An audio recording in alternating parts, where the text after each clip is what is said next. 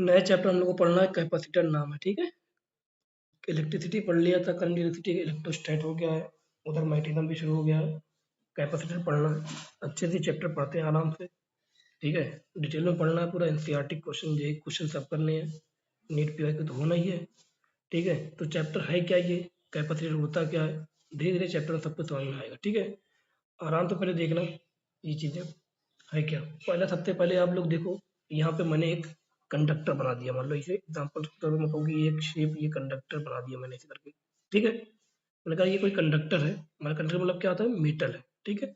अगर इसमें कंडक्टर को चार्ज देता हूँ, ठीक है, अगर मैं इस कंडक्टर को मतलब चार्ज दे रहा हूँ, प्लस क्यू चार्ज दे रहा हूँ अगर मैं, तो कंडक्टर पे चार्ज जो जाएगा वो इलेक्ट्रोस्टैट में मैंने शायद कुछ बात बता दी आपको, कंडक्टर पे जो चार्ज जाएगा वो कहाँ पे ज़्यादा जाएगा, क्योंकि इस कंडक्टर का कर्वेचर हर जगह डिफरेंट डिफरेंट है, तो चार्ज कहाँ ज़्यादा जाएगा, तो कंडक्टर पे चार्ज वहाँ ज़्यादा जाता है, ये बोले सरफेस चार्ज डेंसिटी वहाँ ज़्यादा होती है जहाँ पे रेडियस क्या होता है, कर्वेचर कर्वेचर क्या होता है, कम होता है। मैं कहूँ कि इस पॉइंट पे, क्योंकि रेडियस ऑफ कर्वेचर मुझे कम लग रहा है इस जगह पे, तो यहाँ पे surface charge density, surface charge मतलब सिग्मा, मतलब चार्ज अपन में एरिया, ये होता है इसको बोलते हैं, ठीक है। सरफेस चार्ज डेंसिटी यहाँ क्या होगी, ज्यादा, मतलब यहाँ चार्ज पास पास होंगे थे, क्योंकि यहाँ पे देखो अरे सरफेस चार्ज, यहाँ पे देखो मुझे रेडियस कर्वेचर ज्यादा लगता है, सरफेस चार्ज डेंसिटी थोड़ा दूर दूर रहेंगे चार्ज, यहाँ देखो फिर पास पास हो सकता नहीं, इस तरह ये मतलब ये मतलब कि बहुत अच्छा सा इमेज बनेगा, ऐसा कुछ नहीं है। अलग अलग तरह के लिए डेंसिटी यहाँ पे सरफेस पे चार्ज रहेंगे, और तुम्हें पता है चार्ज जाते कहाँ है कंडक्टर चार्ज में, तो कंडक्टर में जब चार्ज हम लोग देते हैं तो वो तो जहाँ पे रेडियल प्रेशर कम है वहाँ पे ज़्यादा जाते हैं, और जहाँ पे रेडियल प्रेशर ज़्यादा है वहाँ पे कम जाते हैं, तो कंफर्म है। लेकिन क्या ये चार्ज कभी अंदर जाएंगे, नहीं। अगर तुम इंजेक्शन से भी इनको अंदर की तरफ चार्ज दे दो ना, तो वो चार्ज म्यूचुअल आपस में रिपल्शन करके सरफेस पे आके लगते थे, मतलब मेटल पे जब भी चार्ज होंगे तो वो कहाँ पे लाई करता है, सरफेस पे आके रुक जाता है, सरफेस पे ही रहता है, ठीक है। अब सरफेस पे चार्ज दे दिया हमने, कितना चार्ज दिया, मतलब क्यू चार्ज मैंने दे दिया, ठीक है। अब कंडक्टर को जब चार्ज दिया, इस पे सब पे चार्ज दिया, बताओ अगर मैं पूछूं इनसाइड इनसाइड इलेक्ट्रिक फील्ड कितनी है, तो कहोगे इनसाइड इलेक्ट्रिक फील्ड नहीं रहेगी, जीरो। हमने पढ़ लिया पहले ये सब चीजें कंडक्टर के बारे में। Electric field inside the conductor कितनी होती है, जीरो। सरफेस पर चार्ज पाए जाएंगे, ठीक है। चार्ज जो दिन कहाँ पे जाएंगे, सरफेस पे जाएंगे। अब मैं चार्ज इनको दे रहा हूँ, तो चार्ज देने पे क्या होगा, चार्ज देने पर ये अगर मैं चार्ज की वैल्यू बढ़ा रहा हूँ, मैंने दिया 2 कूलम, 10 कूलम, 5 कूलम, चार्ज बढ़ाते चले जा रहा हूँ, तो यहाँ पे जो पोटेंशियल आएगा, इसका पोटेंशियल क्या होता है, तुमने पढ़ लिया पहले से ही। तो पोटेंशियल भी क्या होगा, बढ़ेगा। हमने पढ़ा चार्ज जितना ज्यादा किसी के पास पोटेंशियल उस बॉडी का उतना ज्यादा होगा, तो पोटेंशियल क्या होगा, बढ़ेगा। इनसाइड कंडक्टर इलेक्ट्रिक फील्ड कितनी होगी, जीरो।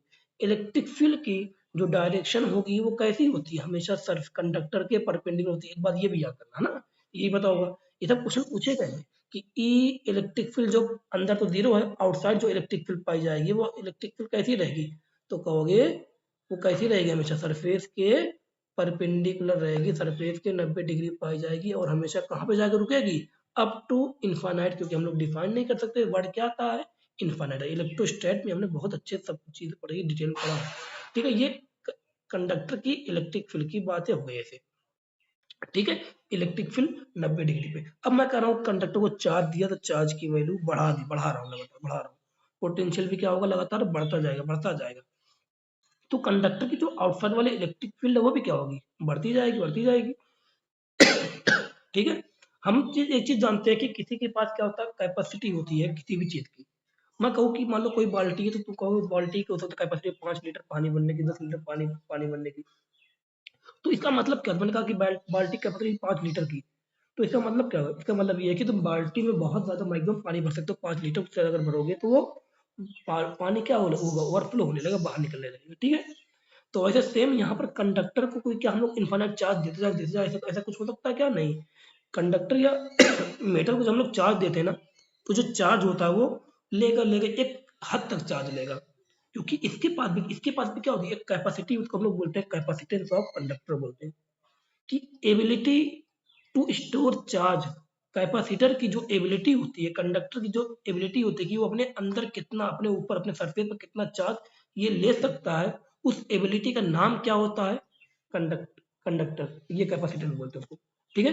तो या बोलते एबिलिटी या बोलते कैपेसिटी।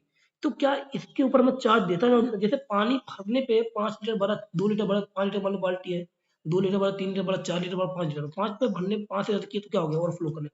सेम यहाँ पर ऐसे कंडक्टर भी मान लो इसकी कैपेसिटी मान लो है कि चार्ज बहुत ज़्यादा चार्ज ले सकता है, मान लो 100 कूलम चार्ज ले सकता है, ठीक है, 2 दिया, 3 या 50 दिया, 70 किया दिया, 80 दिया, चार्ज देते जा रहे हैं, तो क्या होगा इसकी भी, ये भी क्या करेगा एक तरीके से ओवरफ्लो, मतलब लीक करने लगा चार्ज। अब चार्ज के लीक होने का मतलब क्या है, वो सब बातें मैं आप लोग को यहाँ समझाऊंगा, ठीक है। तो मैंने कहा कि मैंने चार्ज दिया, मान लो चार्ज की वैल्यू बढ़ा रहा हूँ, चार्ज देने तो क्या होगा, पोटेंशियल बढ़ेगा, क्योंकि पोटेंशियल की होगी वैल्यू बढ़ेगी। अब जब पोटेंशियल बढ़ेगा तो मुझे आप लोग ये बताओ इसकी जो इलेक्ट्रिक फील्ड होगी वो भी क्या होगी, बढ़ेगी।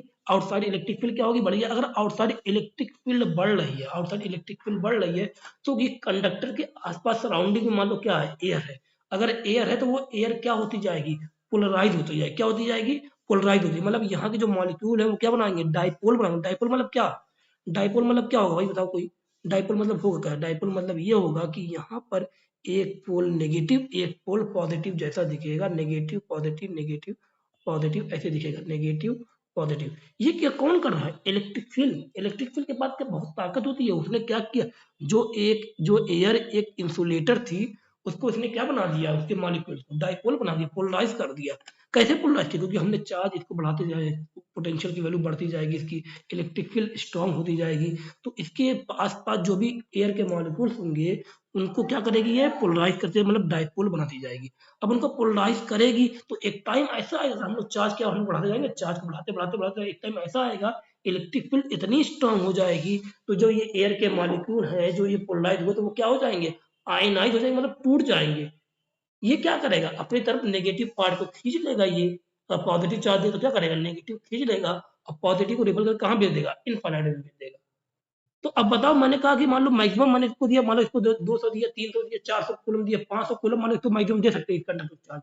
मान लो जैसे मैंने 500 कूलम चार्ज दिया, उस टाइम पे इसका मतलब क्या होता है, इलेक्ट्रिक फील्ड इतनी स्ट्रांग हो जाती है कि जो ये मॉलिक्यूल्स होते हैं वो क्या होते हैं, इतने क्या हो जाते हैं, जो पोलराइज होते हैं एयर के मॉलिक्यूल वो क्या हो जाते हैं, टूट जाते हैं, आयनाइज हो जाते हैं। जैसे ही वो आयनाइज होंगे तो ये जो नेगेटिव पार्ट था इसका, वो नेगेटिव पार्ट कहाँ के आगे चिपक जाएगा, इस कंडक्टर के सरफेस पे। मैंने कहा 500 कूलम दिया, मतलब 300 -300 कूलम आगे चिपक गया, तो बताओ सरफेस पे चार्ज कितना बचा, 200 कूलम बचा। इसका मतलब इसका चार्ज क्या हो गया, घट गया। और हम लोग इसी को अलग लैंग्वेज में क्या बोलते हैं, लीक कर गया, 200-300 कूलम क्या होगा, भाग गया सरफेस से चार्ज। एक्चुअली में क्या हुआ, एक्चुअल में क्या हुआ, इस पर चार्ज मान लो 500 कूलम मैक्सिमम दे सकते थे, 500 कूलम चार्ज दिया, उस टाइम पोटेंशियल इतनी मैक्सिमम हो गई कि इलेक्ट्रिक फील्ड बहुत ज्यादा स्ट्रांग हो गई।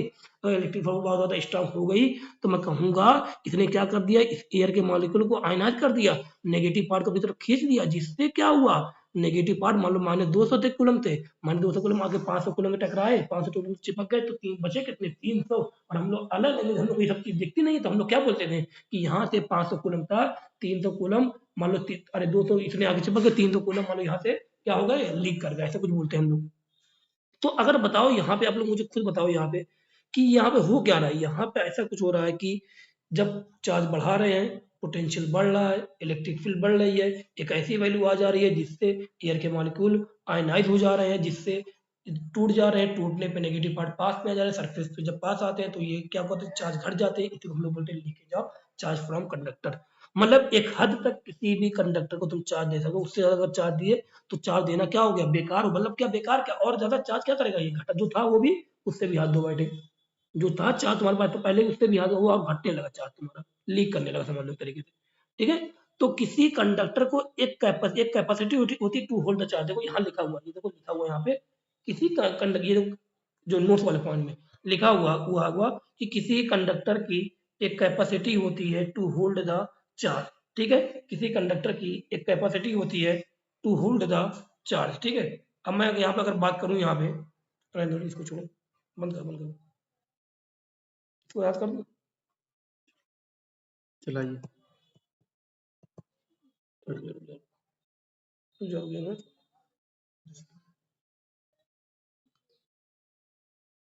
एक मिनट रुक जाइए आप लोग, ठीक है। किसी के देखो यहाँ पे लिखा कंक्लूजन, देखो यहाँ कंक्लूजन लिखा होगा, आप लोग पढ़ना कंक्लूजन, मैं यहाँ पे इसको जूम कर दे रहा हूँ।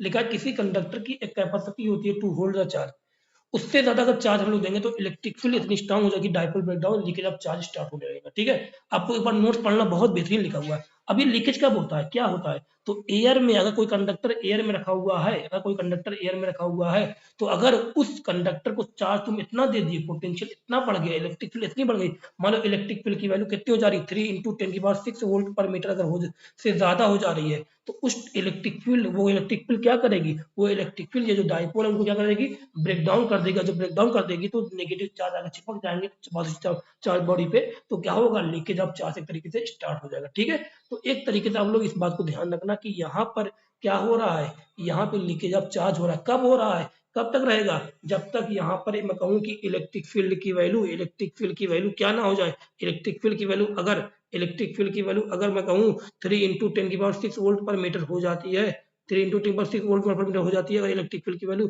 कितना 3 इंटू 10⁻6 वोल्ट पर मीटर इलेक्ट्रिक फील्ड की वैल्यू अगर इससे ज्यादा हो जाती है, तो उस टाइम पे इलेक्ट्रिक फील्ड क्या करेगी, ब्रेक डाउन कर देगी इस इन डाइपोल को, जब ब्रेक डाउन कर देगी तो यहाँ पे लीकेज ऑफ चार्ज स्टार्ट हो जाएगा। मतलब हम लोग कहेंगे तुम चार्ज कितना मैक्सिमम दे सकते हो, चार्ज इतना दे सकते हो कि जिस टाइम चार्ज मैक्सिमम कब होता है बताओ, चार्ज मैक्सिमम या बोले चार्ज की वैल्यू कितनी मैक्सिमम से मैक्सिमम दे सकते हो, कब दे सकते हो, जब इलेक्ट्रिक फील्ड कितनी हो जाए, या बोले 3 इंटू 10⁻6 वोल्ट मीटर पर सेकंड से ज्यादा हो जाए अगर इलेक्ट्रिक फील्ड की वैल्यू, तो क्या हो जाएगा, ब्रेक डाउन हो जाएगा। अगर इलेक्ट्रिक फील्ड चार्ज तुम दे रहे हो, इलेक्ट्रिक फील्ड की वैल्यू इतनी नहीं बढ़ पाए, 3 इंटू 10⁻6 वोल्ट पर मीटर से कम है, तो मैं कहूंगा अभी ब्रेक डाउन नहीं होगा, अभी एयर आयनाइज होगी, नहीं होगी, एयर अभी क्या रहेगी, इंसुलेटर की तरह रहेगी।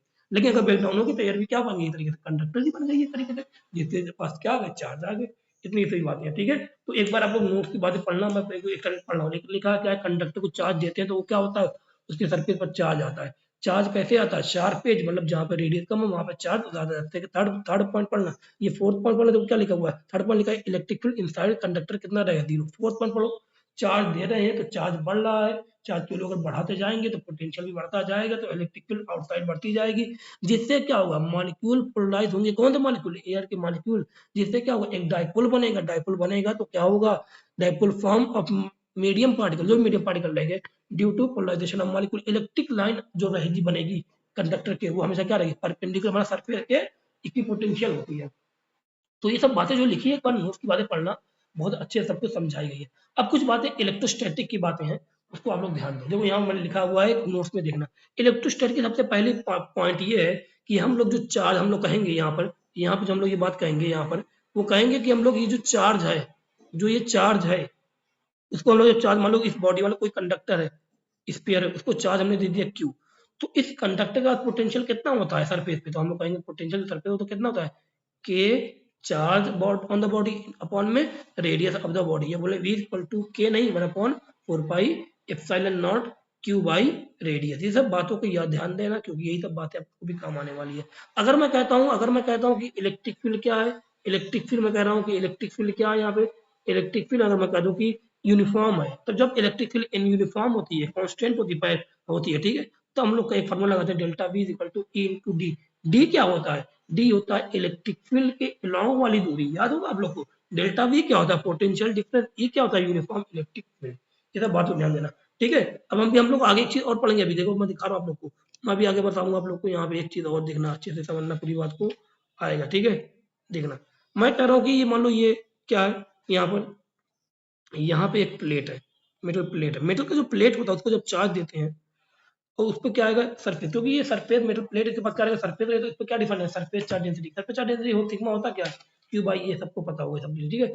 तो ये जो मेटल प्लेट होती है अपने अपने आसपास जो इलेक्ट्रिक फील्ड बनाता है, कितनी बनाता है, शायद आप लोग को याद हो, कितना बनाता है, सिग्मा अपॉन में 2 एप्सिलॉन नॉट बनाता है, ये इलेक्ट्रिक फील्ड देता है। तो ये सब बातें याद रखना, कैसे इसकी डायरेक्शन, इसके द्वारा जो इलेक्ट्रिक फील्ड दी जाती है, अगर तुम्हें किसी भी पॉइंट पे आसपास तुम्हें डायरेक्शन निकालनी है, तो वहां पे एक पॉजिटिव चार्ज रखना, तो वो बता रहे तुम्हें इलेक्ट्रिक फील्ड डायरेक्शन है। प्लस का क्या करें, रिपल का, तो यहाँ पे इलेक्ट्रिक फील्ड डायरेक्शन कैसे आएगी, इधर आएगी। मैंने कहा यहाँ पे मुझे निकालना, मैंने कहा कि मुझे यहाँ पे इलेक्ट्रिक फील्ड की इस वाले पेटर प्लेट से डायरेक्शन निकालनी है, तो क्या रखूँ, यहाँ पे टिस्ट चार्ज रखूंगा, कैसे रहेगी, इसको रिपल करेगा तो इलेक्ट्रिक फील्ड डायरेक्शन को ऐसे आएगी, ठीक है। फॉर्मूला क्या दे रहा है, ये सिग्मा अपॉन में 2 एप्सिलॉन नॉट, किसी एक प्लेट की वजह से आसपास इलेक्ट्रिक फील्ड कितनी होती है, ठीक है। फिर देखो एनर्जी डेंसिटी का फॉर्मूला है, एनर्जी डेंसिटी फॉर्मूला तुम्हें इलेक्ट्रिक फील्ड कैसे मिलेगा, एनर्जी डेंसिटी तो मैग्नेटिक फील्ड कैसे, ये दोनों फॉर्मूला एक बार देख लेना, इसको अभी थोड़ा सा आगे आगे काम आएगा, तो आगे मैं आप लोग को ये सब चीजें बताऊंगा, ठीक है। तो थोड़ा थोड़ा चीजें ये सब देखते जाओ, आप लोग को ये सब चीजें समझ में आती रहेगी। अगला जो हम लोग को पढ़ना है, वो पढ़ना है कैपेसिटेंस के बारे में। कैपेसिटी में अभी मैंने बताया क्या, कैपेसिटी या ability to hold the charge. क्या होता है कैपेसिटी, मैंने बताया अभी, कैपेसिटी या ability to hold the charge. किसकी कैपेसिटी या एबिलिटी? कंडक्टर की जो कैपेसिटी होती है, कंडक्टर जो एबिलिटी होती है चार्ज को होल्ड करके रखने के लिए, उस कितने चार्ज को होल्ड कर सकता है, उसी को हम लोग क्या बोलते हैं, कैपेसिटेंस बोलते हैं। क्या बोलते हैं? कैपेसिटेंस बोलते हैं। ठीक है। अब कैपेसिटेंस हमें निकालना, मान लो आइसोलेटेड स्फीयर का, तो अगर आइसोलेटेड स्फीयर का तुम्हें कैपेसिटेंस निकालना है तो कैसे निकालें? अभी मैंने बताया दो कैपेसिटेंस, किसी कोई कैपेसिटेंस है कितनी है, ये कब तक क्या रहेगा। तो मैंने बताया आपको, जब किसी बॉडी को तुम चार्ज देते जाओगे, चार्ज बढ़ाते जाओगे, तो क्या होगा, पोटेंशियल बढ़ता जाएगा। जब पोटेंशियल बढ़ता जाएगा तो इलेक्ट्रिक फील्ड बढ़ता जाएगा। इलेक्ट्रिक फील्ड एक टाइम इतनी ज्यादा हो जाएगी, कितनी हो जाएगा, एयर में रखा हुआ है तो इलेक्ट्रिक फील्ड 3 × 10⁻⁶ वोल्ट पर मीटर हो जाएगी, तो ब्रेक डाउन हो जाएगा। ब्रेक डाउन हो जाएगा तो चार्ज के लीकेज एक तरीके से होता रहेगा, मतलब एयर के मॉलिक्यूल क्या हो जाएंगे, आयनाइज जब टूट जाएंगे, जिससे अगर मान लो चार्ज बॉडी मान लो प्लस की चार्ज थी तो नेगेटिव पास उसके पास चिपक जाएंगे, तो बॉडी का जो चार्ज होगा क्या हो जाएगा, घट जाएगा। इसको हम लोग बोलते हैं लीकेज ऑफ चार्ज। ठीक है, कि मतलब हाँ एक हद तक तुमने इतना मत दे दो कि इलेक्ट्रिकली 3 × 10⁻⁶ वोल्ट पर मीटर पहुंच जाए, इतनी भी मत दे दो चार्ज। तो चार्ज किसी भी कंडक्टर की एक एबिलिटी होती है, उसको क्या बोलते हैं, कैपेसिटेंस बोलते हैं। ये बात समझ में आ गई। अब चलो हम लोग देखते हैं क्या यहाँ पे हम लोग देखेंगे capacitance of an isolated sphere. ठीक है, अब ये है क्या, एक बार नोट्स में देखते रहना और यहाँ पे समझना। मैंने कहा एक आइसोलेटेड स्फीयर, इसके रेडियस मान लो r है, इसको मैंने एक इंसुलेटेड ये स्टैंड में खड़ा कर दिया। इंसुलेटेड स्टैंड में मैंने क्यों खड़ा किया, आप लोग को शायद याद होगा, अगर मैं इस बॉडी को चार्ज देता हूँ और मैंने इसको इंसुलेटेड स्टैंड पे अगर ना खड़ा किया होता तो ये जो चार्ज था वो कहाँ पे चला जाता, अर्थ में समा जाता। और अर्थ एक तरीके से क्या होता है, जालीदार बाल्टी की तरह होती है, जितना भी चार्ज दो कुछ पता भी नहीं चलता उसके बाद कि चार्ज कहाँ गया। ठीक है, तो मैं कहूंगा इस कंडक्टर, कौन कंडक्टर, ये सॉलिड कंडक्टर स्फीयर है मान लो। ठीक है, चार्ज दिया क्यू, तो चार्ज इस पर आगे क्यू आएगा, इस पर रिसाइड करेगा, कहाँ पे आकर रुकेगा, सरफेस पे आके रुकेगा। बता दिया आप लोग को कंडक्टर में चार्ज कहाँ रुकता है, सरफेस पे आके रुकता है। अब मैंने मान लो चार्ज दिया, तो चार्ज अगर दिया तो इस पर जो पोटेंशियल आया इसकी वजह से आउट जो यहाँ सरफेस पोटेंशियल, वो कितना आएगा, सरफेस पोटेंशियल आएगा के क्यू बाई आर आएगा।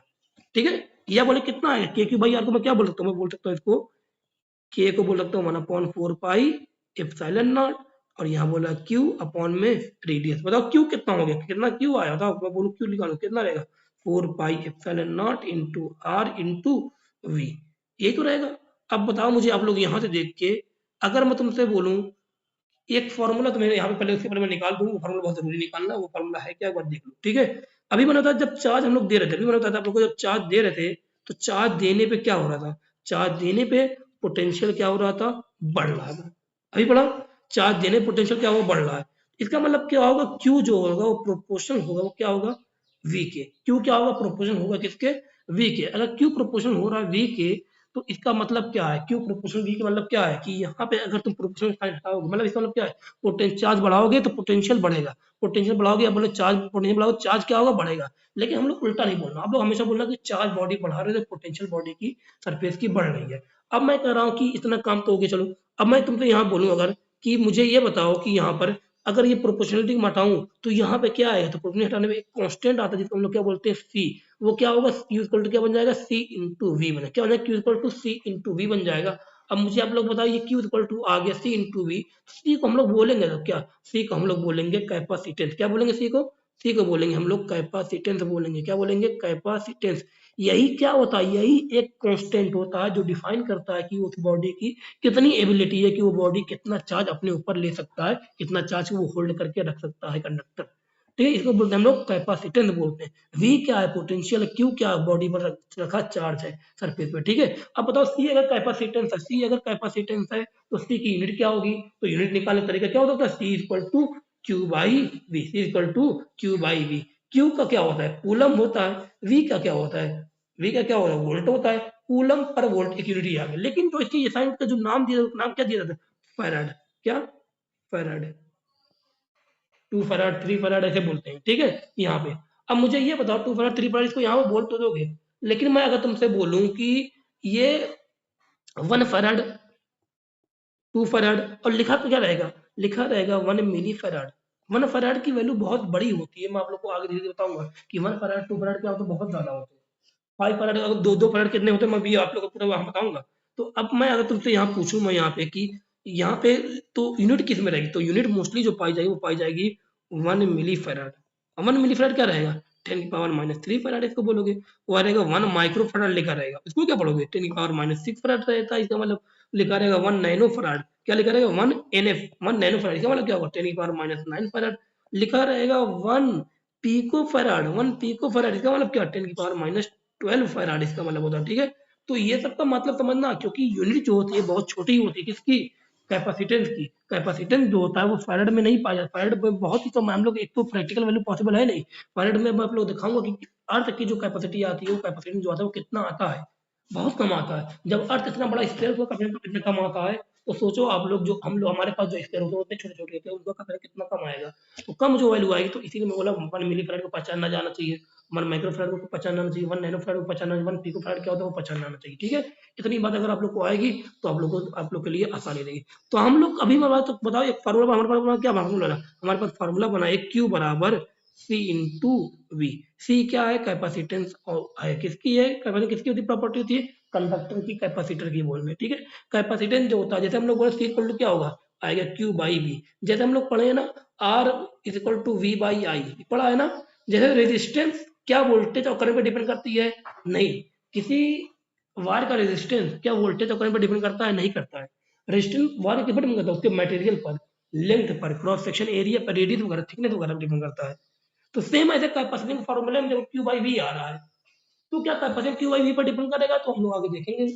ये चार्ज पर, पोटेंशियल पर नहीं डिपेंड करता बॉडी के, किस पर डिपेंड करता है, बॉडी के शेप पर, बॉडी के साइज पर डिपेंड करता है, आसपास सराउंडिंग में मीडियम कैसा है उस पर डिपेंड करता है। ठीक है, तो कैपेसिटेंस जो होता है वो डिपेंड करता है बॉडी के चार्ज पर, बॉडी के पोटेंशियल पर, आसपास सराउंडिंग में मीडियम कैसा उस पर डिपेंड करता है, ना कि चार्ज पर और पोटेंशियल पर डिपेंड नहीं करता कैपेसिटेंस। भले ही फॉर्मूले में आ रहा है, अरे हम लोग पढ़ेंगे, हम लोग हमने क्या हमने पढ़ा है F बराबर M A, mass into acceleration. M क्या होगा, F अपॉन में ए आएगा। क्या मास फोर्स और एक्सीलरेशन डिपेंड करता है, अरे मास तो कांस्टेंट होता है ना, अगर फोर्स जितना बड़ा उतना है, अगर फोर्स तुमने डबल किया, एक्सीलरेशन क्या हो जाएगा, डबल। मास क्या रहेगा, कांस्टेंट रहेगा। फोर्स आप किया, एक्सीलरेशन आप, मास क्या रहेगा, कांस्टेंट है। सेम है तो यहाँ पर, अगर तुमने चार्ज डबल किया, पोटेंशियल डबल हो जाएगा, कैपेसिटी क्या रहेगा, मतलब कैपेसिटी चार्ज और पोटेंशियल पर डिपेंड नहीं करता। जिस तरह रेजिस्टेंस पोटेंशियल और करंट पर डिपेंड नहीं करता, मास फोर्स और एक्सीलरेशन पर नहीं डिपेंड करता, वैसे ही कैपेसिटी चार्ज और पोटेंशियल पर डिपेंड नहीं करता। डिपेंड किस पर करता है, शेप और साइज पर डिपेंड करता है, और सराउंडिंग के मीडियम पर डिपेंड करता है। ठीक है, इतनी बात को ध्यान देना। हम लोग पढ़ क्या रहे थे, आज उस टॉपिक पे आ जाते हैं। ठीक है, उस टॉपिक पे हम लोग आते हैं, पढ़ क्या रहे थे, हम लोग पढ़ रहे थे यहाँ पर, हम लोग यहाँ पढ़ रहे थे कि एक आइसोलेटेड स्फीयर के बारे में, कि उसको जब चार्ज दिया था Q, तो चार्ज देने पे उसके पोटेंशियल जो है वो कितना आता, के क्यू बाई आर, ये बोले वी इक्वल टू, जो बोले वी इक्वल टू आया था 1/4 pi epsilon nought Q by R, ये आया था। Q इक्वल टू हो जाएगा 4 पाई एप्सिलॉन नॉट इंटू क्या हो जाएगा, आर हो जाएगा। अब मैं पढ़ूँ, अभी मैंने फॉर्मूला पढ़ा Q बराबर C इंटू वी पढ़ा, ये सॉरी ये आर लिखा थी, यहाँ पे क्या रहेगा 4 pi epsilon nought R into V रहेगा, Q है ना, Q देखो Q 4 pi epsilon nought R into 4 pi epsilon nought R into V रहेगा, ये रहेगा। अब मैंने अभी फॉर्मूला Q बराबर C इंटू वी पढ़ा, अब इसे कंपेयर करो V से V, Q क्योंकि C कितना आ गया बताओ, C आता तो मुझे दिख रहा है साफ साफ कि C आ गया कितना 4 पाई, C आ गया तुम्हारा कितना, C आ गया 4 pi epsilon nought R, C आ गया 4 पाई एप्सिलॉन नॉट आर। ये किसका आ रहा है, एक आइसोलेटेड कैपेसिटी स्फीयर का, एक आइसोलेटेड स्फीयर का जो कैपेसिटी आ रहा है वो कितना आ रहा है 4 पाई एप्सिलॉन नॉट आर। मतलब किस पर डिपेंड कर रहा है, वो डिपेंड कर रहा है किस पर, रेडियस पर। और किस पर डिपेंड कर रहा है, देखो ये मीडियम पर डिपेंड कर रहा है, मीडियम पर डिपेंड कर रहा है, और किस पर डिपेंड कर रहा है, उस सरफेस स्फीयर के रेडियस पर डिपेंड कर रहा है। तो आइसोलेटेड स्फीयर अगर है, तो उस आइसोलेटेड स्फीयर का कैपेसिटी कितना रहेगा, याद करो कितना रहेगा 4 पाई एप्सिलॉन नॉट आर। कैसे निकाला, पहले मैंने उस आइसोलेटेड स्फीयर क्या पोटेंशियल निकाला, फिर वहां पोटेंशियल की वाले फार्मूले क्या निकाला, चार्ज निकाला, फिर मैंने Q बराबर CV लिखा, वहां से क्या निकाल दिया, कैपेसिटी कंपेयर कर लिया, तो वहां से क्या आ गया, C बराबर 4 पाई एप्सिलॉन नॉट आर आ गया।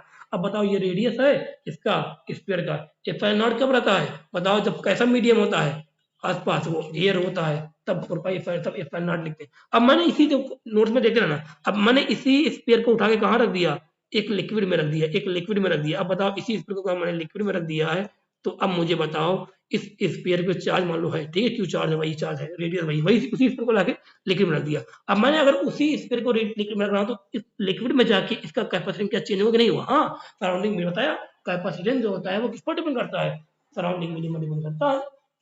एयर था तो एप्सिलॉन नॉट था, अब मीडियम आ गया तो अब क्या रहेगा 4 पाई एप्सिलॉन नॉट नहीं क्या रहेगा, एप्सिलॉन इनटू आर रहेगा, ये आ गया कैपेसिटेंस का। अब मैं कहूँ एप्सिलॉन होता क्या, तो तुम कहोगे सर एप्सिलॉन जो होता है वो होता है, एप्सिलॉन फार्मूला होता है epsilon R into epsilon nought. Epsilon किसके लिए यूज करते थे? जब कोई मीडियम हो। एप्सिलॉन नॉट कब यूज करते थे? जब कोई क्या हो बताओ, सराउंडिंग में एयर वैक्यूम हो। अब एप्सिलॉन लिख दिया यहाँ पे क्योंकि मीडियम कोई लिक्विड आ गया इसके आसपास आ गया। अब मैंने लिखा 4 पाई एप्सिलॉन की जगह लिख दिया epsilon R into epsilon nought, यहाँ लिख दिया आर।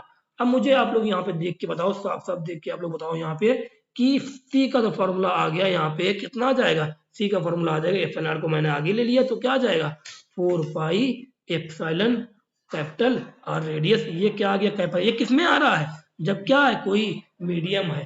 तो बताओ सी एम बराबर क्या आ गया? इसको लिख सकता हूँ epsilon R into C nought. C nought में कब बोलूंगा? जब कैपेसिटी किस में था? किस में था? वैक्यूम में, या बोले एयर में था। कितना फॉर्मूला था? 4 पाई एप्सिलॉन नॉट आर था। यही क्या है? सी नॉट है। ये क्या है? एप्सिलॉन आर है। ये क्या है? कैपेसिटी इन मीडियम कितना आ रहा है? एप्सिलॉन आर टाइम ज्यादा आ रहा है। मतलब एप्सिलॉन आर की वैल्यू तुम्हें पता होगी शायद कि एप्सिलॉन आर की वैल्यू 1 से ज्यादा होती है। अगर 1 से ज्यादा एप्सिलॉन आर की वैल्यू होती है तो आप लोग मुझे बताओ सीएम मतलब कैपेसिटी जो आ रहा है वो कितना आ रहा है? क्या सी नॉट ज्यादा है कि नहीं? आप बताओ एप्सिलॉन आर की वैल्यू इससे ज्यादा मतलब 2 है 3 है, तो मतलब मीडियम में जो कैपेसिटी आ रहा है वो क्या आएगा? ज्यादा है। किसके साथ किसके अरे कंपेरिजन में? जो मीडियम जो कैपेसिटेंस था किसमें?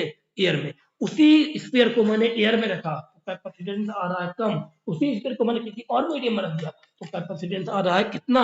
ज्यादा। मैंने कहा उसी स्फीयर को मैंने उठा के मैंने कहाँ पे रखा? एयर में रखा। मान लो कैपेसिटेंस आ रहा है 10, अब मैं उसी स्फीयर को उठा के लेके जा रहा हूँ ऐसे मीडियम में जिसका एप्सिलॉन आर की वैल्यू है 81 है। तो बताओ उस मीडियम में जाने के बाद उस स्फीयर की कैपेसिटी कितनी आएगी? तो कहोगे तुम एप्सिलॉन आर इंटू तीन। बताओ एयर में कितना था? 10 का। वहां का कितना हो जाएगा? 81 इंटू 10 मतलब कितना? 810। मतलब कुछ इतना टाइम बढ़ गया।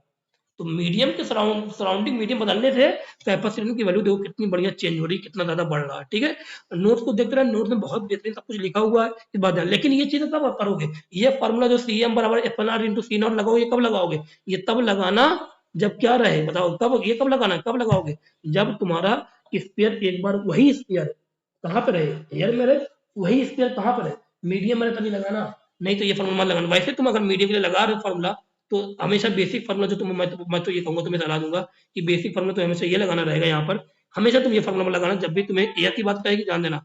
मैं बता दूं पहले आप लोग को, जब भी वो एयर का कहेगा तो लिखना सी नॉट करके लिखना, और लिखना ये किसके लिए? स्पेयर के लिए बात कर रहा हूँ। 4 pi epsilon nought into R लिखना। ठीक है, अगर वो बोला कि भाई स्पेयर को उठा के मीडियम में कर दिया तो लिखना 4 पाई एप्सिलॉन नॉट नहीं लिखना, क्या लिखना? एप्सिलॉन इंटू आर लिखना, इतना लिखना। ठीक है, अब तुम्हें एप्सिलॉन की वैल्यू पता रहेगी तो एप्सिलॉन बराबर क्या लिखोगे? Epsilon R into epsilon nought, इतना लिखोगे तो ज़्यादा अच्छा रहेगा। बेसिक्स पता रहे तो बेहतर है। ठीक है, बाकी अगर वही स्पेयर है तो उस स्पेयर के लिए बात बाई सेम है। ठीक है, इतनी बात को ध्यान रखोगे आ जाएगा। ये आप लोगों ने इतनी चीजें पढ़ ली। अब आप पहले क्वेश्चन पे आए, जो क्वेश्चन मैं इसी पे दिखा दे रहा हूँ तुम्हें, जो यहाँ नोट्स में लिखा है। आप लोग देखो क्वेश्चन नोट्स में पढ़ो और वो सोल्यूशन मत देखना, बाकी सोल्यूशन देखने लगे। क्वेश्चन नोट्स पढ़ो, मैं आप लोगों को दिखा रहा हूँ। पहला क्वेश्चन लिखा है फाइंड कैपेसिटी ऑफ, पहला क्वेश्चन लिखा find capacity of metal sphere of radius 9 centimetre in air.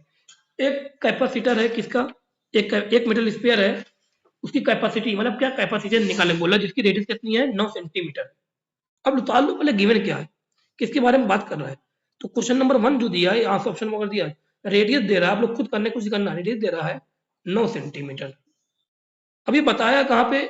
Air में है, तो तुम यूज कैसे करोगे? एप्सिलॉन नॉट का। और एयर में जो फॉर्मूला रहेगा वो क्या होता है स्फीयर वाले का? 4 pi epsilon not into radius. ठीक है, अब तुम्हें पता है 4 पाई एप्सिलॉन नॉट की वैल्यू शायद पता होनी चाहिए तुम्हें। हम सबको पता है कि 1 अपॉन में 4 पाई एप्सिलॉन की नहीं, एप्सिलॉन नॉट की जो वैल्यू होती है वो कितनी होती है? 9 इंटू 10 की पावर 9। याद है के बराबर? याद है नहीं? याद है इतनी बातें? इलेक्ट्रोस्टैट में 1 अपॉन 4 पाई एप्सिलॉन नॉट की वैल्यू कितनी होती है? 9 इंटू 10 की पावर 9। तो 4 पाई एप्सिलॉन नॉट की वैल्यू क्या हो जाएगी? उल्टा हो जाएगा, रेसिप्रोकल हो जाएगा। 1 अपॉन में बोलो वैल्यू क्या हो जाएगी? 1 अपॉन में 9 इंटू 10 की पावर 9। रेडियस कितना है? 9 सेंटीमीटर। मीडियम का कितना हो जाएगा? 9 इंटू 10 की पावर -2 हो जाएगा। इतना आ गया। 9 से 9 कैंसिल, कितना हो गया? 10 की पावर 9 ऊपर गया तो कितना हो गया? 10 की पावर -9 और -2 कितना हो जाएगा? माइनस का 11 हो गया। लेकिन ऑप्शन नहीं मिल रहा है। ऑप्शन देखो नैनो में है, माइक्रो में, मिली में, पीको में। अब पीका यहाँ पे तुम्हें पीको फैराड दिखेगा साफ साफ। क्या करो, इसको मल्टीप्लाई कर दो, ऊपर 10 नीचे 10 से मल्टीप्लाई कर दिया। अब तुम्हें दिख रहा है ये वाला 10 अगर मैं उठा के पकड़ दो तो क्या हो जाएगा? 10 की पावर माइनस हो जाएगा, 10 की पावर -12 हो जाएगा ये। अब इतने जो ये है ये 10 की पावर -12 हो जाएगा ऊपर जाने के बाद। ऊपर आगे क्या 10 है तो क्या बना? 10 इंटू 10 की पावर -12। अब 10 की पावर -12 क्या बोलते हैं? पीको बोलते हैं। तो 10 पीको फैराड बन गया। ये तुम्हारा कैपेसिटेंस किस में आ गया? एयर में। कितना आ गया? 10 पीको फैराड। इस स्फीयर का कैपेसिटेंस एयर में आ रहा है 10 पिको फैराड आ रहा है, ठीक है। अब वही क्वेश्चन, यही क्वेश्चन आगे बोल रहा है कि इसी क्वेश्चन में तुम इसी स्फीयर को उठा के कहाँ लेके चलाओ, वाटर में लेके जाओ, और वाटर में ले जाके बताओ अब इसकी कैपेसिटी कितनी रहेगी। शायद तुम्हें पता होना चाहिए कि वाटर में क्या होता है, वाटर एक अलग मीडियम है, और वाटर का जो एप्सिलॉन आर होता है वो होता है कितना, लोगों को सबको पता हो, याद होनी चाहिए, कितना होता है 81 होता है। नहीं दिया तो आप लोग को पता रहे।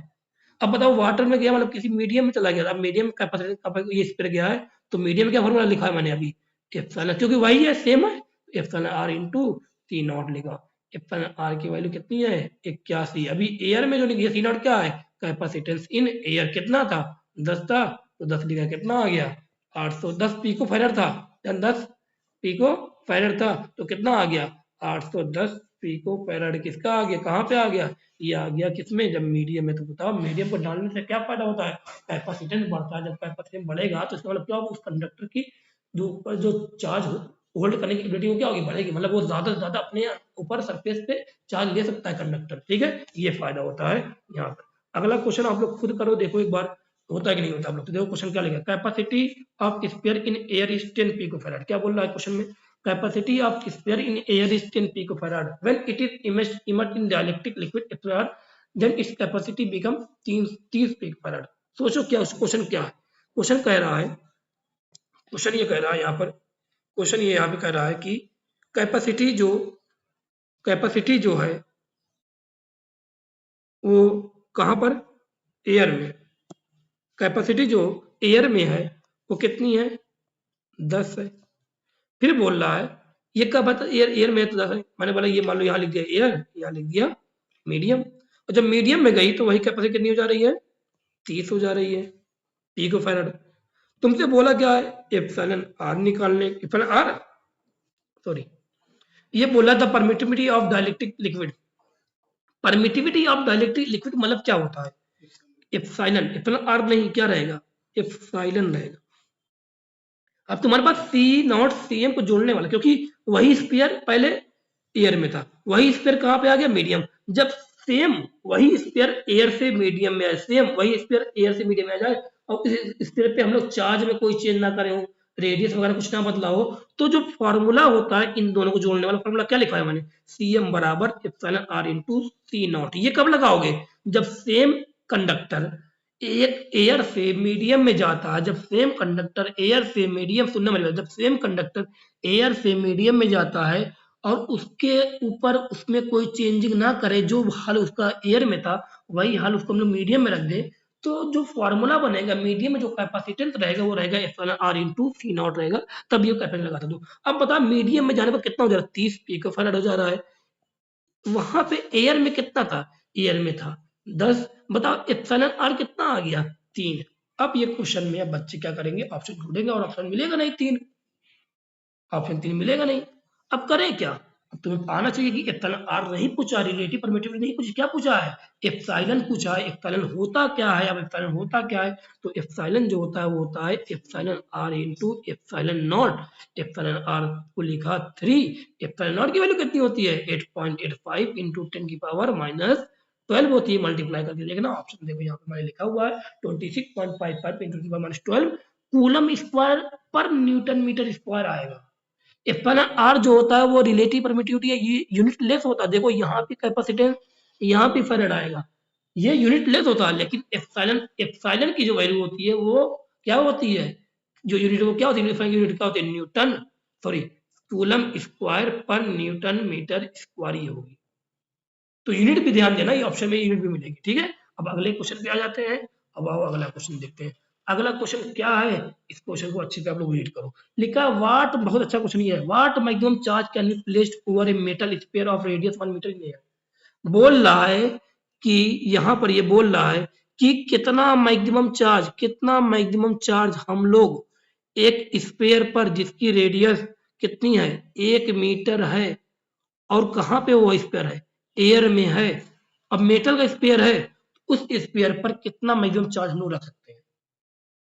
तो शायद मैंने बताया कि तुम चार्ज रखोगे तो पोटेंशियल बढ़ेगा, पोटेंशियल बढ़ेगा तो इलेक्ट्रिक फील्ड बढ़ेगा, अब इलेक्ट्रिक फील्ड बढ़कर अगर 3 इंटू 10⁻6 वोल्ट मीटर पर मीटर से कम आती है, इसका मतलब अभी वहां पे लीकेज वगैरह स्टार्ट नहीं हुआ, मतलब तुम चार्ज अभी और रख दे सकते हो, क्योंकि अभी इसके अंदर एबिलिटी बची हुई है, अभी जगह बची हुई है। तुमने क्या किया, चार्ज और बढ़ाया, पोटेंशियल और बढ़ा, इलेक्ट्रिक फील्ड और बढ़ी, अभी भी इलेक्ट्रिक फील्ड की जो वैल्यू है वो 3 इंटू 10⁻6 वोल्ट पर मीटर नहीं पहुंची है। इसका मतलब तुम अभी भी कंडक्टर को अभी भी लीकेज नहीं स्टार्ट होगा, इसका मतलब अभी भी उसके पास एबिलिटी है टू होल्ड द चार्ज, अभी तुम उसको कंडक्टर को चार्ज और बढ़ा के दे सकते हो। मैंने चार्ज और बढ़ाते बढ़ाते इतना कर दिया, इतना कर दिया चार्ज बढ़ाते बढ़ाते कि पोटेंशियल इतना बढ़ गया कि इलेक्ट्रिक फील्ड की वैल्यू इतनी ज्यादा बढ़ गई, या बोले इलेक्ट्रिक फील्ड की वैल्यू जो हो गई वो कितनी हो गई, 3 इंटू 10⁻6 वोल्ट पर मीटर इस बार हो गई। तो मैं कहूंगा इस बार जो है अब हम लोग चार्ज इससे ज्यादा नहीं बढ़ा सकते, मतलब मैक्सिमम से मैक्सिमम चार्ज हम लोग इतना दे सकते हैं, अब इससे ज्यादा मैक्सिमम चार्ज हम लोग नहीं दे सकते। अब क्योंकि इस मैक्सिमम चार्ज पे जो इलेक्ट्रिक फील्ड है, मतलब जितनी इसकी एबिलिटी उतनी उतनी ले लिया, अब इस चार्ज पे जो इलेक्ट्रिक फील्ड है वो 3 इंटू 10⁻6 वोल्ट पर मीटर बन जा रही है सराउंडिंग में, एयर में, इस कंडक्टर की स्पेयर की। तो अब ये क्या करेगा, इससे ज्यादा अगर तुमने चार्ज दे दिया तो लीकेज स्टार्ट हो जाएगा, या बोले चार्ज इसके अंदर से कम होता जाएगा, कंडक्टर बोले होल्ड नहीं कर पाएगा चार्ज को आगे। तो मैं कह रहा हूँ तो मैक्सिमम से मैक्सिमम चार्ज हम लोग कितने इलेक्ट्रिक बिल देते हैं, तो हम लोग इलेक्ट्रिक बिल देते हैं मैक्सिमम चार्ज कितने इलेक्ट्रिक बिल बताओ, 3 इंटू 10⁻6 वोल्ट मीटर पे हम लोग मैक्सिमम से मैक्सिमम चार्ज देते हैं, क्योंकि ये स्पेयर है, क्योंकि ये स्पेयर है। अगर ये स्पेयर है तो स्पेयर का मैंने आप लोग बताया था, शायद स्पेयर का मैंने आप लोग बताया था कि स्पेयर में आप लोग शायद मैंने बता दिया था कि स्पेयर में क्या होता है, जो इलेक्ट्रिक फील्ड का जो फॉर्मूला होता है हमने पढ़ा है कि के Q by capital R square होता है, ठीक है। अब क्या क्यू के Q by capital R square होता है। अब क्योंकि इलेक्ट्रिक फील्ड का मैंने फॉर्मूला लिखा, अब बताओ ये चार्ज है क्या, इस टाइम पे चार्ज क्या है, मैक्सिमम। क्यों चार्ज मैक्सिमम है, क्योंकि इस टाइम पे इलेक्ट्रिक फील्ड क्या आ गई है, मैक्सिमम आ गई है, या बोले इतनी आ गई है कि अब इसके आगे चार्ज नहीं दे सकते, मतलब यही क्या है, एक मैक्सिमम चार्ज है।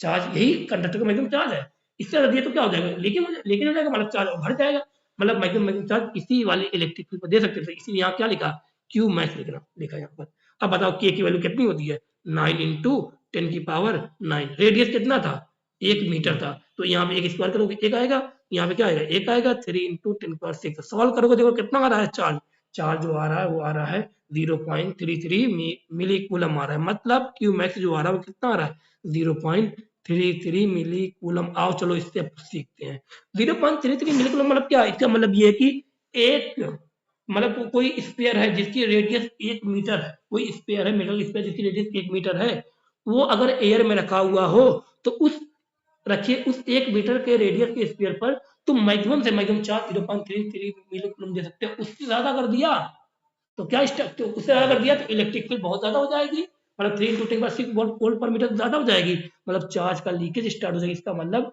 यही मैक्सिमम चार्ज है, यही इसकी एबिलिटी थी, यही इसकी कैपेसिटी थी टू होल्ड द चार्ज। तो सोचो एक रेडियस, एक स्फीयर ऐसा है जिसकी रेडियस कितनी है, जिसकी रेडियस है 1 मीटर, 1 मीटर की रेडियस, जो कि हम लोग यहाँ हम लोग स्फीयर कहाँ बनाएंगे भाई, 1 मीटर की रेडियस के स्फीयर हम लोग कहाँ बनाते जल्दी, अब बना भी दिया अगर मान लो तो बताओ, सोचो उसका मैक्सिमम एबिलिटी कितनी है, 0.33 मिली कूलम चार्ज की, बताओ इतने कम एबिलिटी है, ठीक है। तो आप लोग देख रहे होंगे यहाँ पे आप लोग सब टीमें। अब आगे चीजें आ जाओ, कैपेसिटेंस ऑफ अर्थ पे आ जाते हैं। अर्थ की अर्थ का कैपेसिटेंस कैसा रहेगा बताओ, क्योंकि यहाँ पे कैपेसिटेंस जो होता है अर्थ का, वो क्योंकि स्फीयर है अर्थ, तो अर्थ का कैपेसिटेंस इसके फार्मूला, इसका फार्मूला क्या रहेगा, 4πε0 ही रहेगा इनटू आर रहेगा, लेकिन आर क्या, रेडियस ऑफ अर्थ रहेगा। अब आप लोग नोट्स में देखना, नोट्स में लिखा हुआ है यहाँ पे साफ साफ बातें कि जो रेडियस ऑफ अर्थ है वो कितनी होती है, 6400 किलोमीटर होती है, मतलब 6400 इंटू 10⁻3 मीटर में कर दिया मैंने, मतलब 6.4 इंटू 10⁻6 मीटर होती है, किसकी रेडियस ऑफ अर्थ कितनी है 6.4 इंटू, जब तुम यहाँ पे 4πε0 की वैल्यू रखोगे कितना 1/9 इंटू 10⁹9, रेडियस ऑफ अर्थ की रखो कितना 6.4 इंटू 10⁻6 मीटर, तो जो कैपेसिटेंस ऑफ अर्थ आ रहा है वो कितना आ रहा है 711 माइक्रोफैराड। सोचो मतलब जो कैपेसिटेंस ऑफ स्फीयर है वो किसकी तरफ पर, वो रेडियस की तरफ पर, मतलब जितना ज्यादा रेडियस बढ़ाओगे उतना ज्यादा कैपेसिटेंस बढ़ेगा स्फीयर का। और सोचो हमने बढ़ाते बढ़ाते एक अर्थ की बात कर दी, अब अर्थ का जो रेडियस है वो उससे बड़ा क्या हो सकता है, यहाँ पे हमारे लिए इमेजिन कर सकते हैं 6400 किलोमीटर था, और उस अर्थ की जो कैपेसिटी आ रही है, मतलब कैपेसिटी जो आ रहा है वो 711 माइक्रोफैराड आ रहा है, मतलब इतना कम आ रहा है।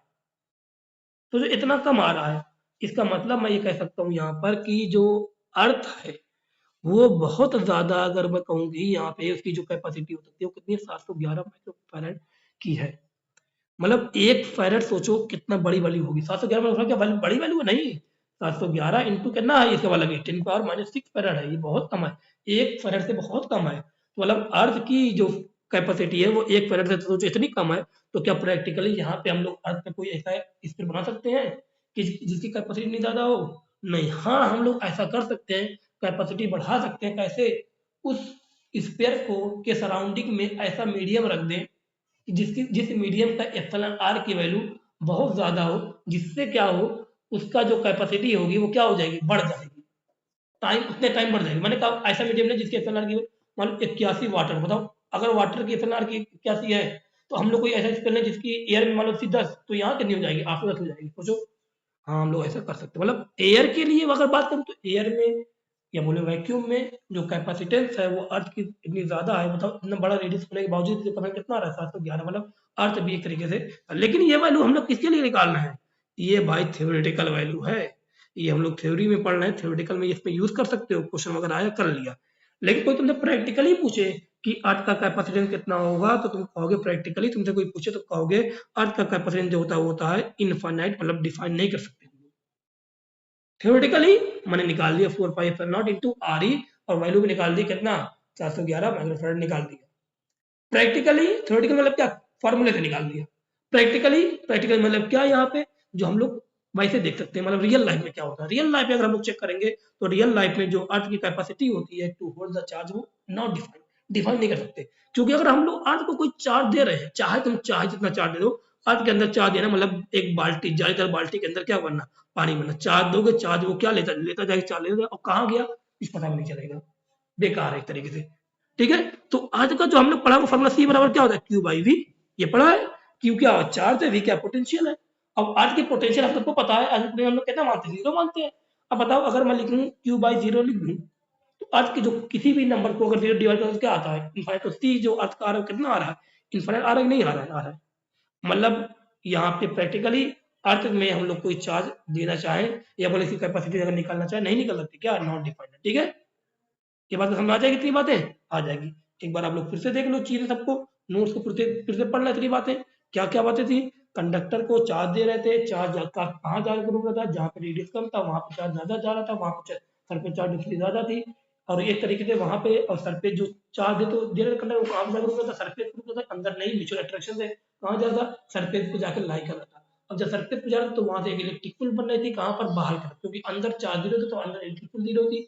अब इलेक्ट्रिक फील्ड जो बनेगी वो बाहर बाहर बन रही थी कंडक्टर के। जब इलेक्ट्रिक फील्ड बाहर बन रही थी तो इलेक्ट्रिक फील्ड की जो लाइन थी वो कैसी थी, सरफेस के 90 डिग्री पे परपेंडिकुलर थी। अब परपेंडिकुलर ये भी क्वेश्चन पूछा गया। ठीक है, अब मैं कहूँ कि क्या तुम कंडक्टर है, तो क्या कंडक्टर हम लोग जितना चाहे उतना चार्ज, अनंत चार्ज दे सकते, क्या इनफाइनाइट चार्ज दे सकते कंडक्टर? तो तुम कहोगे सर नहीं, क्योंकि एक बाल्टी हो तो कोई भी चीज प्रैक्टिकली देखोगे तो उसके पास होल्ड करने की कैपेसिटी, जब मैं कहूँ, जैसे मैंने आपको एग्जांपल दिया बाल्टी का, कि बाल्टी में तो बहुत है, मतलब 5 लीटर बाल्टी, तो उसमें अगर पानी भर सकते हो तो 5 लीटर भर सकते हो, उससे ज्यादा नहीं भर सकते। लेकिन वजह सेम यहाँ पर इस कंडक्टर की भी कैपेसिटी होती है, क्या कि इसके अंदर तुम चार्ज दे सकते हो, बहुत ज्यादा दे सकते हो, उसके एक कैपेसिटी की होती है कि हाँ तुम इसकी कैपेसिटी इतनी है तो इसके अंदर चार्ज तो इतना दे, इसके सरफेस पे चार्ज इतना जा सकता है, इससे ज्यादा चार्ज नहीं दे सकते हो। ठीक है, अब जो चार्ज दे सकते हैं, कितना दे सकते हैं, यही कैपेसिटेंस जो इसकी जो एबिलिटी होती है, कैपेसिटी होती है टू होल्ड द चार्ज, इसको हम लोग बोलते हैं कैपेसिटेंस, को नाम दिया गया। ठीक है, फॉर्मूला क्या है, क्यू बराबर सी वी। कैसे आया, क्यू बराबर, क्यू बढ़ाने पे वी बढ़ रहा था, इसलिए क्यू प्रोपोर्शनल क्या आया, वी आया, क्यू प्रोपोर्शनल आया तो क्या आया, सी आया, क्यू इक्वल टू क्या आ गया, सी वी। सी एक कांस्टेंट है, कैपेसिटेंस लिख बोल दिया, कभी कभी क्या बोलेंगे कैपेसिटी, सी बराबर क्या होगा, क्यू बाई वी। फॉर्मूले में सी के बराबर, फॉर्मूले में क्यू बाई वी आ रहा है, क्यू और वी आ रहा है, लेकिन जो सी है वो क्यू और वी पर डिपेंड नहीं कर रहा है, किस पर डिपेंड कर रहा है, वो डिपेंड कर रहा है शेप, साइज पे और सराउंडिंग मीडियम पे। जैसे आर जो होता है वी आई पर डिपेंड नहीं करता, किस पर डिपेंड करता है, मटेरियल पे, रेडियस पे, लेंथ पे, एरिया पे, ठीक है, टेम्परेचर वगैरह पे। सेम ऐसे यहाँ पर इसकी बात होगी। ठीक है, इतनी बात को ध्यान देना। अब कंडक्टर क्या है, कंडक्टर की हम लोग को एबिलिटी कैसे निकाल कि कंडक्टर को अगर हमने एयर में रखते हैं, तो एयर में रखने पर अगर कंडक्टर की मान लो, मैंने कहा कि कंडक्टर के मान लो एयर में रखने पर, मान लो कंडक्टर के मान लो यहाँ पे चार्ज इतना दे दिया, जो कंडक्टर चार्ज इतना दे दिया कि उस चार्ज की वैल्यू, उस चार्ज की वजह से जो सराउंडिंग में जो इलेक्ट्रिक फील्ड बन रही थी, उस इलेक्ट्रिक फील्ड की वैल्यू अगर 3 3 इंटू 10 वोल्ट पर मीटर ज़्यादा जाती है तो एयर क्या हो जाएगा, आयनाइज हो जाएगा, मतलब कंडक्टर के जो चार्ज था क्या हो जाएगा, लीक करने लगेगा, है ना, चार्ज की वैल्यू घटने लगेगी। ठीक है, ये सब बात को ध्यान रखना, क्वेश्चन ये पढ़ना, बहुत ज़्यादा नहीं पढ़ाया मैंने, अभी आज आप लोगों को इंट्रोडक्शन एक तरीके दिया है कि आप लोग इसमें एक तरीके से इसमें बैठ जाओ अच्छे से। ठीक है, थोड़ा टाइम लगेगा समझने में, क्या टाइम लगेगा, मुझे लगता है सबसे ईजी चैप्टर तरीके से, ईजिएस्ट चैप्टर तक बोल सकते हो तुम इसको। ठीक है, अब क्वेश्चन इसमें आएगा भी। ठीक है, तो इतना आज इतना बहुत है। अब कल से जो हम लोग पढ़ेंगे कैपेसिटर होता क्या है, कैपेसिटर के बारे में पढ़ेंगे। देखो आप लोगों को पूरे नोट्स तैयार करके मैंने रख दिए है, कैपेसिटर होता क्या है। ठीक है, अब कैपेसिटर में हम लोग सबसे इंपॉर्टेंट क्या पढ़ेंगे, पैरेलल प्लेट कैपेसिटर पढ़ेंगे। ठीक है, ये सब चीज़ हम लोग को पढ़ना है और कई सारे क्वेश्चन करने हैं, डिटेल में पढ़ना है, तो अच्छे से इतना तैयार करना जितना मैं भेजूंगा। ठीक है, आज के लिए इतना बहुत है, बाकी हम लोग कल स्टार्ट करेंगे और कल चीज़ें पढ़ेंगे। रेगुलर अभी आ जाएगी चीज़ें, रेगुलर पढ़ते चले जाएंगे। ठीक है, इतना लिख लेना, नोट कर लेना, चलो।